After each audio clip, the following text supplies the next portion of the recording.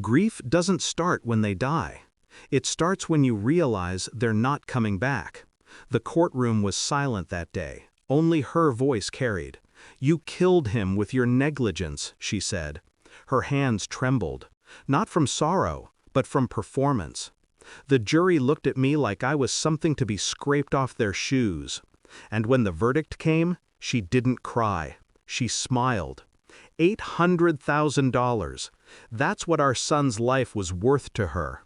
I didn't fight it, didn't beg. I just packed a small bag and moved into the one place I could still breathe, his old apartment. The walls still smelled like him, laundry detergent and late-night ramen. I sat on his bed that first night and thought, I should have been the one. Then I kicked something under the frame. Metal, cold, hidden, a lockbox. Inside, $250,000 in cash, flash drives, and a note in his handwriting. "Dad, if you're reading this, I'm gone. Use this to find out what really happened to me." That's when the grief stopped feeling like pain and started feeling like purpose. My son's death had been ruled an accident, overdose, open and shut. But that note, those words, they cracked something open inside me. He'd always been careful, too careful, and yet the police report said he'd taken twice a lethal dose. Alone. I plugged in the first drive. Video files. Dozens.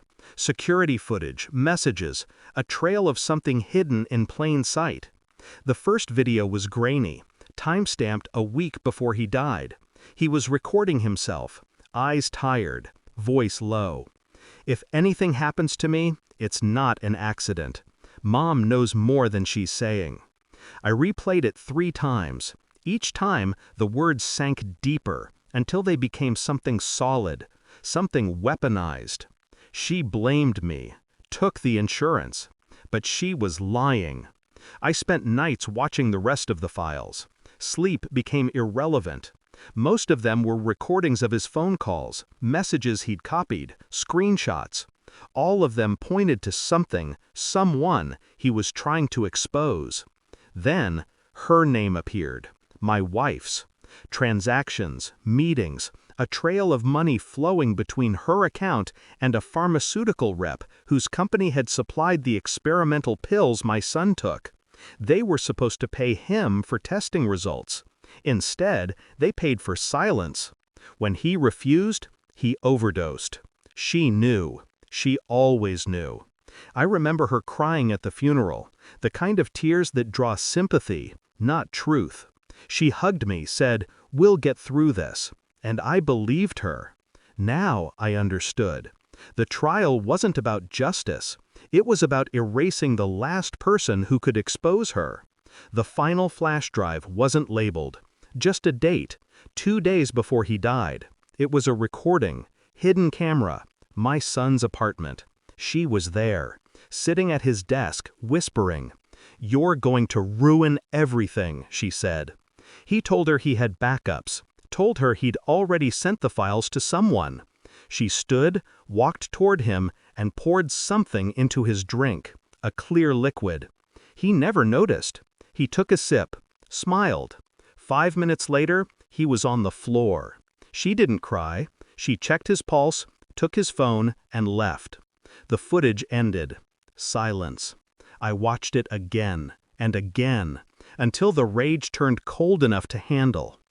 I sent the footage to her. No message, just the video.